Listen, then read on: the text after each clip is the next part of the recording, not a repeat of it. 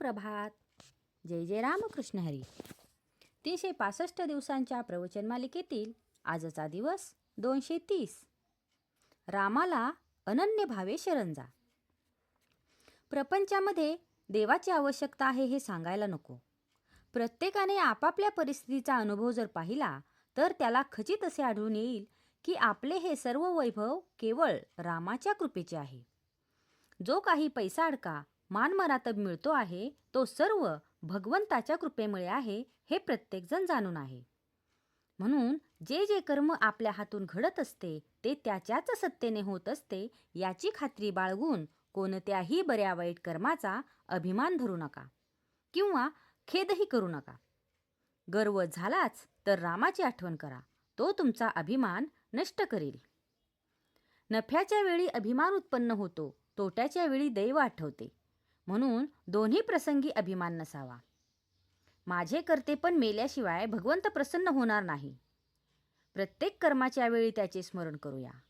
राम करता असे जो म्हणेल तो सुखी आणि मी करता असे जो म्हणेल तो दुःखी. लहान मुलाप्रमाणे निरअभिमान असावे.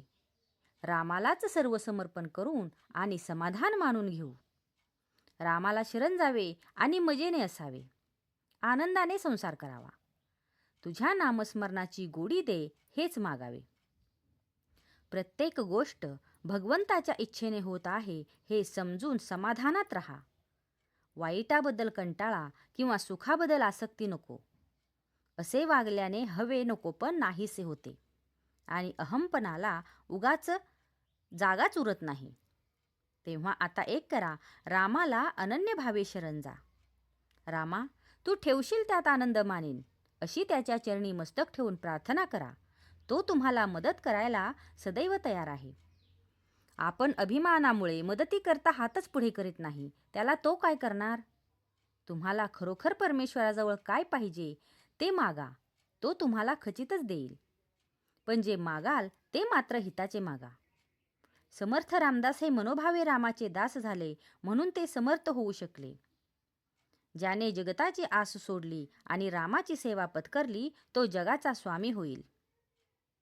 खरे म्हातारे असतील त्यांनी भगवत भजनामध्ये आपला वेळ घालवावा आणि तरुण असतील त्यांनी भगवत स्मरणामध्ये कर्तव्याला चुकू नये. हाच समाधानाचा मार्ग आहे.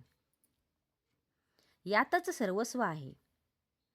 जो भगवंताच्या प्रेमामध्ये नेहमी निमग्न राहतो त्याला उपदेश करण्याची जरुरी नसते. भगवंतांनी गोपीला उपदेश केल्याचे ऐकिवत नाही. त्या सदैव त्यांच्या प्रेमातच रंगून गेल्या होत्या. भगवंताचे प्रेम एक त्याच्या नामानेच साधेल. म्हणून नेहमी भगवंताच्या नामात राहून आनंदात आयुष्य घालवा. भगवंत कृपा करील हाच माझा आशीर्वाद. राम करता आहे अशी ज्याची दृढ श्रद्धा त्यालाच आस्तिक म्हणावे. आजचा हा भाग तुम्हाला कसा वाटला हे कमेंट करून नक्की सांगा. कमेंटमध्ये लिहा जय जय रामकृष्ण हरी. आणि अशाच अधिक माहितीसाठी आजच ब्रह्मांड नायक चॅनलला सबस्क्राईब करा आणि जास्तीत जास्त लोकांपर्यंत ही माहिती पोहोचवा.